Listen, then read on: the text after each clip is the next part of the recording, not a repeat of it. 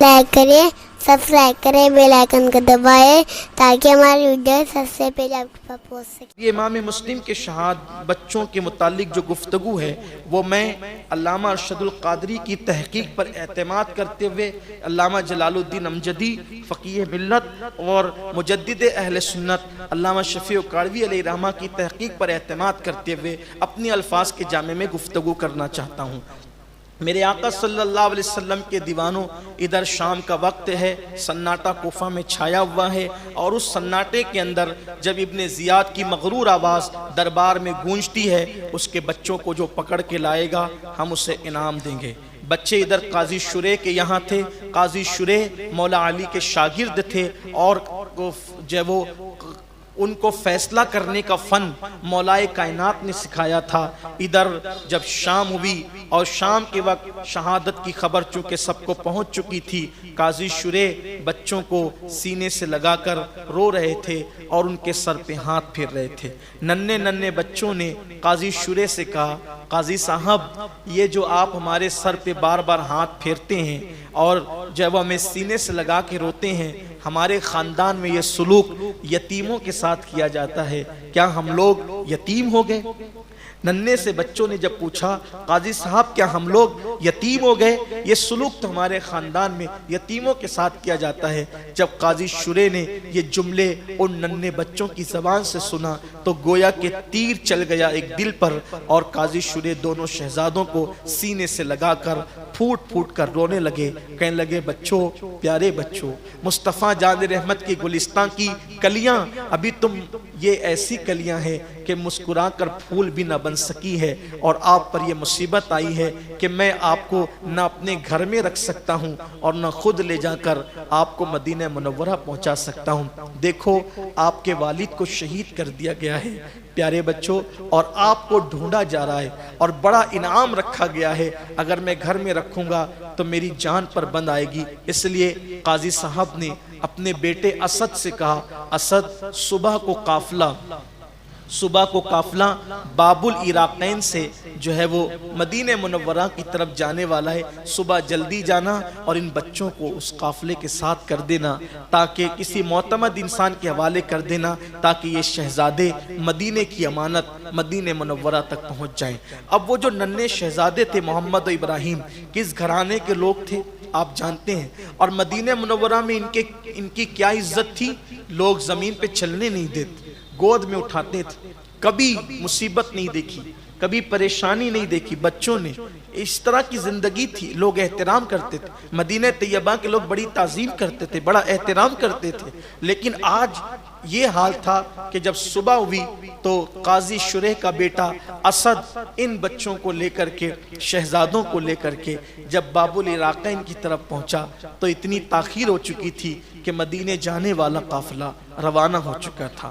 اسد جو ہے قاضی صاحب کا بیٹا لے کر کے تیزی سے چلتا رہا، یہاں تک کہ دور قافلے کی گرد نظر آئی، قافلے کا چلنے کا غبار نظر آیا تو اسد نے کہا، دیکھو شہزادو وہ غبار ہے، اسی غبار، وہ قافلے کی غبار ہے، دوڑ کر کے جاؤ تو تمہیں وہ قافلہ مل جائے گا، اور وہ قافلہ مدینہ منورہ جا رہا ہے، اسی میں شامل ہو جاؤ، تم محفوظ ہو جاؤ گے۔ ننھے بچے پوری طاقت سے دوڑنا شروع کرتے ہیں، دوڑتے دوڑتے تھک جاتے ہیں، اور کیفیت یہ ہوتی ہے کہ کبھی پیروں میں کانٹا بھی نہ چبھا تھا، کبھی پیروں میں کنکر بھی نہیں چبھا تھا، لیکن دوڑتے دوڑتے تھکے، اور تھک کر کے غبار بھی ختم ہو گئی، گرد بھی ختم ہو گیا، کچھ نظر نہیں آیا، تو دونوں ننھے شہزادے محمد و ابراہیم ایک دوسرے کے گلے پکڑ کر زور زور سے رونے لگے۔ کبھی باپ کی یاد آتی ہے، حالت مسافرت میں ننھے بچے حالت مسافرت میں یتیمی کو یاد کر کے روتے ہیں، کہاں وہ مدینہ طیبہ کا آرام، کہاں یہ دوڑ بھاگ، اور پھر تنہائی، اور پھر ابن زیاد کے کارندے، وہ دنیا کے لالچی کتے ڈھونڈ رہے تھے شہزادوں کو، دونوں کو دیکھ کر پہچاننا کوئی مشکل نہ تھا دونوں پیارے پیارے شہزادے گلاب کی طرح چہرے والوں کو دیکھا، پہچان لیا اور لا کر کے ابن زیاد بدنہاد کے پاس پکڑا دیا۔ ابن زیاد کے پاس جیسے ہی دونوں شہزادے محمد و ابراہیم پہنچے، اس نے کہا کہ انہیں جیل میں قید کر دو، میں یزید کو خط لکھتا ہوں۔ اور حالانکہ وہ یزید کو امیر المومنین کہتا تھا، میں نقل کے طور پہ بھی اس کو امیر المومنین کہنا پسند نہیں کرتا تاکہ لوگوں کو مغالطہ نہ ہو جائے۔ مغالطے سے بچنے کے لیے اس نے کہا کہ میں یزید کو خط لکھتا ہوں اور یزید کیا حکم دیتا ہے اس پر عمل کیا جائے گا۔ جب جیل میں ڈالا گیا تو جیل کا جو داروغہ تھا، جو جیل کا داروغہ تھا، جیلر تھا، اس کا نام مشکور تھا، وہ محب اہل بیت تھا۔ اس نے دونوں شہزادوں کو جب دیکھا کہ شہزادے جیل میں ہیں، اور رات کو جب گھر جانے لگا ڈیوٹی ختم کر کے، تو چپکے سے دونوں شہزادوں کو ساتھ لیا، لے جا کر کے کھانا کھلایا، کھانا کھلا کر کہا شہزادوں دیکھو آپ کو قتل کیا جائے گا، آپ کے ساتھ بڑا برا سلوک کیا جائے گا، دیکھیں آج میرے نصیب جگے کہ مجھے آپ کی خدمت کا موقع مل رہا ہے، بس اتنا چاہتا ہوں کہ اس کے صلے میں اللہ اس کے رسول راضی ہو جائیں، یہ میری انگوٹھی لو، میرا بھائی جو ہے وہ قادسیہ کا کوتوال ہے اور میں تمہیں قادسیہ کی طرف روانہ کرتا ہوں، تم قادسیہ پہنچنا، یہ میری انگوٹھی میرے بھائی کو بتانا، پھر وہ تمہیں صحیح سلامت مدینہ منورہ پہنچا دے گا۔ اور پھر دونوں شہزادوں کو کھلا پلا کر قادسیہ کے راستے پہ روانہ کیا۔ کہتے ہیں کہ تقدیر کے آگے تدبیر کام نہیں کرتی، انسان کتنی کوشش کر لیں ہوتا وہی ہے جو میرا اللہ چاہتا ہے، قدرت کو جو منظور ہوتا ہے وہی ہوتا ہے، لیکن انسان کو تدبیر کرنا چاہیے، کوشش کرنا چاہیے۔ دونوں شہزادوں کو کل کا منظر رہ رہ کے یاد آتا ہے، باپ کی یاد ستاتی ہے، باپ کی شہادت ہو گئی، ماں کی یاد ستاتی ہے، ماں کہیں اور ہے اور تنہائی ہے، اور کل کا پکڑے جانا، زلفوں کا ایک دوسرے سے باندھا جانا، ہاتھوں میں رسیاں ڈالی جانا، ننھے ننھے بچوں کو یاد آتا ہے تو دل دہل جاتا ہے۔ عمر ہی کیا تھی، 7-8 سال کے بچے، 7-8 سال کی عمر کیا ہوتی ہے، ننھے سے بچے، ہاتھ میں رسیاں باندھی گئی تھی، اب کل کا منظر یاد آتا ہے تو بے چین ہوتے ہیں، بے قرار ہوتے ہیں۔ ایسے میں کبھی چلتے ہیں پتا کھڑکتا ہے، حضور رئیس القلم اللہ ان کی قبر پہ رحمت فرمائے، کیا نقشہ کھینچا ہے، کہتے ہیں پتا کھڑکتا ہے تو سہم کر کے ایک دوسرے سے لپٹ جاتے ہیں، پھر آگے بڑھتے ہیں۔ کبھی پیروں میں کانٹا چپ جاتا ہے تو بے چین ہو جاتے ہیں۔ اسی طرح جنگل کا ماحول، رات کا سناٹا، جنگل کا ماحول، رات کا سناٹا، داغ یتیمی اور فرقت مدینہ، رشتے دار ہیں مگر دور ہیں، ایسی حالت میں چلتے ہیں، کبھی رکتے ہیں، کبھی چلتے ہیں، کبھی رکتے ہیں، ایسے میں ایک دوسرے کے ساتھ کبھی گلے پکڑ کر رونے لگتے ہیں، بے چین ہو جاتے ہیں، بے قرار ہو جاتے ہیں۔ صبح پھوٹنے لگتی ہے تو صبح پھوٹنے میں خیال آتا ہے جیسے کل پکڑے گئے تھے دن کے اجالے میں، اگر آج بھی پکڑے گئے تو کیا ہوگا۔ ایسے میں دیکھا ایک بڑا سا درخت ہے پرانا اور اس میں ایک کھو ہے، ایک سوراخ ہے، تو دونوں ننھے شہزادے اسی کے اندر جا کر کے چھپ جاتے ہیں، اب شام ہوگی تو دیکھیں گے جانا کدھر ہے۔ ایسے میں یہ دونوں شہزادے بھوکے پیاسے تھکے ہارے بالکل مغموم اسی کے اندر چھپے ہوئے تھے کہ ایک کنیز آئی اور وہ پانی بھرنا چاہتی تھی، تو جیسے اس نے مٹکی کو اپنی پانی بھرنے کے لیے دریا میں ڈبونا چاہا تو دیکھا کہ گار کے جو درخت ہے اس درخت کے سوراخ میں دو خوبصورت شکلیں نظر آ رہی، اس کا عکس پانی میں نظر آتا ہے، تو اس نے مڑ کر دیکھا وہ دو شہزادے چھپے ہوئے تھے۔ دیکھ کر لگتا تھا کوئی معمولی گھرانے کے بچے نہیں ہے، تیری نسل پاک میں ہے، بچہ نور کا، تو ہے عین نور، تیرا سب گھرانہ نور کا، کوئی معمولی گھرانے کے نہیں۔ پلٹ کر دیکھا دونوں شہزادے سہم گئے، کہا کہ کون ہو، ڈر کے مارے کچھ نہیں زبان پہ آتا تھا، کیا بتائے کیا کہیں، کہا شہزادو باہر نکلو، آپ کی شکل دیکھ کر لگتا ہے کہ تم کسی بڑے گھرانے کے فرد ہو، بتاؤ کون ہو، کیا تم امام مسلم کے یتیم ہو؟ بس نام باپ کا سن کر دونوں بھائی پھوٹ پھوٹ کر رونے لگے۔ اس کنیز نے کہا گھبراؤ نہیں، میں جس کی کنیز ہوں، جو میری مالکن ہے، جو میری مالک ہے، وہ محب اہل بیت ہے، چلو میں تمہیں وہاں لے کر کے چلتی ہوں۔ اور یہ کنیز ساتھ ساتھ اس خاتون کے گھر جو محب اہل بیت لے گئی. کہا بی بی دیکھو تمہارے لیے تحفہ لائیں. کہا کیا؟ یہ محمد و ابراہیم امام مسلم کے یتیم. جیسی اس عورت نے سنا وہ خوش ہو گئی. آج میرے گھر نبی کے شہزادے آئے, ان کے لیے انتظام کیا, ان کی زلفیں دھویا, زلفوں کو صاف کیا, ان کو جو ہے وہ غسل کا موقع دیا, کپڑوں کا انتظام کیا اور کہا شہزادو یہ گھر آپ کی کنیز کا گھر ہے, میں آپ کی کنیز ہوں, آپ کی دادی سیدہ کی کنیز ہوں, اس کو اپنے ہی گھر سمجھو, یہیں رہو, اور اب آپ کو کوئی فکر کرنے کی ضرورت نہیں ہے. دونوں کو کھلایا اور ایک کمرے میں بند کر دیا. دونوں شہزادے کمرے میں بند ہیں. اتنے میں اس کا شوہر جس کا نام حارث تھا, وہ حارث رات دیر گئے گھر آیا. تو آنے کے بعد اس نے اپنے شوہر سے پوچھا حارث آج اتنی دیر کیسے ہو گئی؟ تو حارث نے کہا ارے وہ مسلم کے بچے جو ہے وہ جیل میں تھے, وہ جیل سے بھاگ گئے, فرار ہو گئے, وہ جیل سے فرار ہو گئے. ادھر مشکور جو داروغہ تھا, صبح کو ابن زیاد نے مشکور سے پوچھا مسلم کے بچے کہاں ہیں؟ کہا میں نے ان کو چھوڑ دیا, ان کو میں نے آزاد کر دیا. کہا تجھے مجھ سے ڈر نہیں لگا؟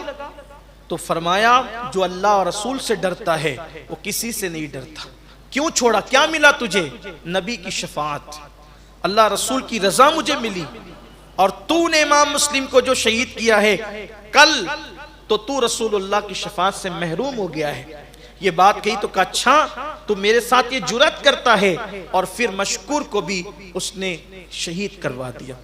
ادھر حارث نے اس کی بیوی سے کہا کہ وہ مسلم کے بچے بھاگ گئے ہیں معاذ اللہ, میں ان کو ڈھونڈ رہا تھا, میرا گھوڑا بھی مر گیا, دن بھر سے تھکا ہوا ہوں. کہا کہ کیا بدبختی کی بات کرتا ہے, تو مسلم کے یتیموں کو ڈھونڈ رہا تھا, نبی کے شہزادوں کو, ابن زیاد کی خوشی کے لیے؟ تو اس نے کہا بیوی تجھے نہیں پتا, جو ان کو پکڑ کر لائے گا اس کو بڑا انعام ملے گا, جاگیریں ملے گی, دنیا سنور جائے گی. بیوی نے کہا بدبخت دنیا سنور جائے گی, آخرت تباہ برباد ہو جائے گی, ایسا نہ کر. کہا کہ صرف میں نہیں بلکہ بڑی تعداد میں لوگ ان کو ڈھونڈنے کے لیے نکلے ہیں انعام کے لیے. تو بیوی نے کہا کتنے بد نصیب ہے وہ لوگ جو دنیا کی خاطر نبی کی شفاعت سے محرومی اختیار کرنے. ایسے میں اس نے کھانا دیا, اس کو بیلا پھسلا کے سلا دیا. ادھر یہ سویا ہی تھا کہ دونوں شہزادوں کے کمرے سے رونے کی آواز آئی. دونوں شہزادوں سے کمرے سے دونوں شہزادوں کے رونے کی آواز آئی. حضور رئیس القلم لکھتے ہیں کہ دونوں شہزادے کیوں رو رہے تھے؟ رو اس لیے رہے تھے کہ بڑا بھائی چھوٹے بھائی کو کہہ رہا تھا بھیا میں نے ابھی خواب دیکھا ہے کہ ابا جان نانا جان محمد الرسول اللہ کے ساتھ, مولا علی کے ساتھ, سیدہ فاطمہ کے ساتھ, چچا حسن کے ساتھ جنت کے باغ میں ٹہل رہے تھے. ٹہلتے ہوئے نانا جان نے پوچھا مسلم تم آ گئے, شہزادوں کو کہاں چھوڑا ہے؟ تو ابا نے کہا کہ یا رسول اللہ بس وہ بھی کچھ دیر میں آتے ہوں گے. یہ کہنا تھا کہ دونوں شہزادے ایک دوسرے سے رونے لگے اور کہتے تھے, دوسرے شہزادے کہتے بھیا میں نے بھی یہی خواب دیکھا ہے, تو اس کا مطلب یہ ہے کہ اب ہم دنیا میں نہیں رہیں گے, ہم شہید ہو جائیں گے, ہماری شہادت ہو جائے گی. ایک دوسرے کو پکڑ کر کے روتے رہے. رونے کی آواز اونچی ہوگی کیونکہ اس گھر کو وہ اپنا گھر سمجھ رہے تھے, اتنی خاطرداری ہوئی تھی کہ اپنا گھر سمجھ رہے تھے.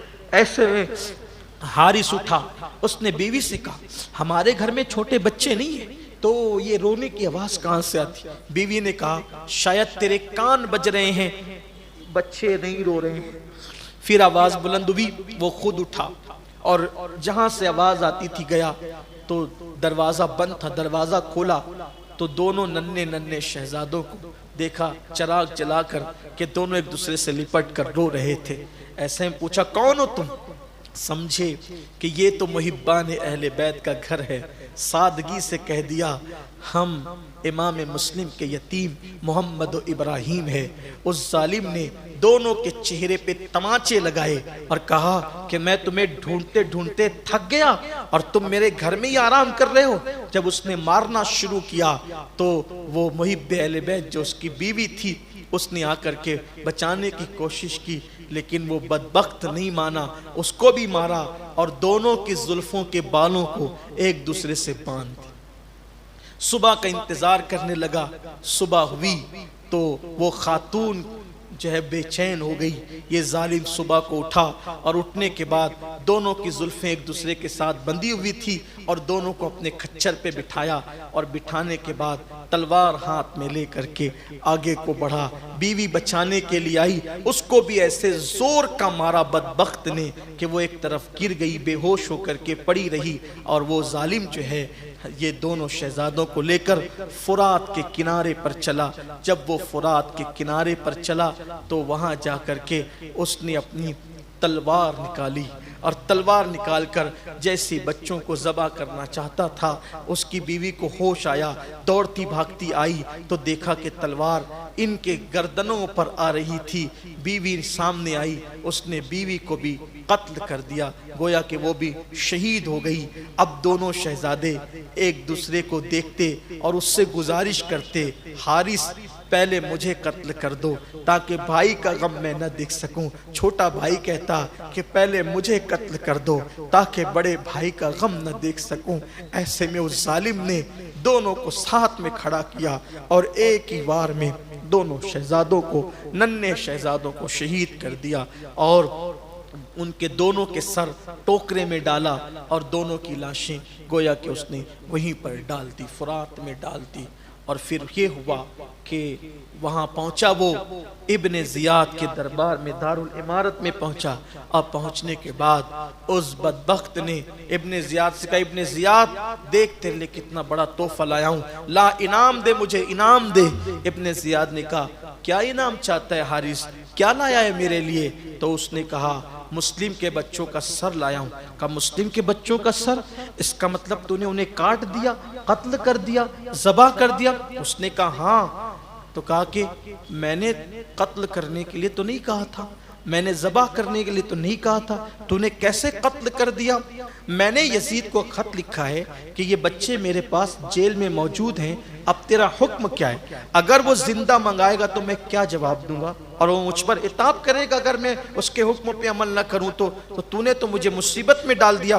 بدبخت، میں نے تو تجھے قتل کے لیے حکم نہیں دیا تھا، تو نے میری اجازت کے بغیر انہیں قتل کیسے کیا، جبکہ یہ میرے لیے بڑے قیمتی تھے کہ میں یزید کو ان تک پہنچا کر بہت سی چیزیں حاصل کر سکتا تھا، لیکن تو نے یہ کام کیا، اس لیے اب تیری سزا یہ ہے کہ تجھے بھی قتل کیا جائے، تو نے میرے حکم کی خلاف ورزی کی ہے۔ اور پھر ایک شخص کو اس نے حکم دیا کہ لے جا اور لے جا کر اس کی گردن اڑا دے۔ اسی کو کہتے ہیں یہاں پہنچ کر فقیہ ملت علامہ جلال الدین صاحب نے یہ شعر لکھا، نہ خدا ہی ملا نہ وصال صنم، نہ ادھر کے رہے نہ ادھر کے رہے۔ اہل بیت کے ساتھ دشمنی کا انجام دیکھیں، اہل بیت کے ساتھ وفا کا انجام یہ ہے، کچھ بھی ہو جائے اللہ رسول کی رضا تو ہاتھ آتی ہے، لیکن اہل بیت کی دشمنی کا حال یہ ہے نہ دنیا ملتی ہے نہ آخرت ملتی ہے۔ کمنٹ شیئر ضرور کریے۔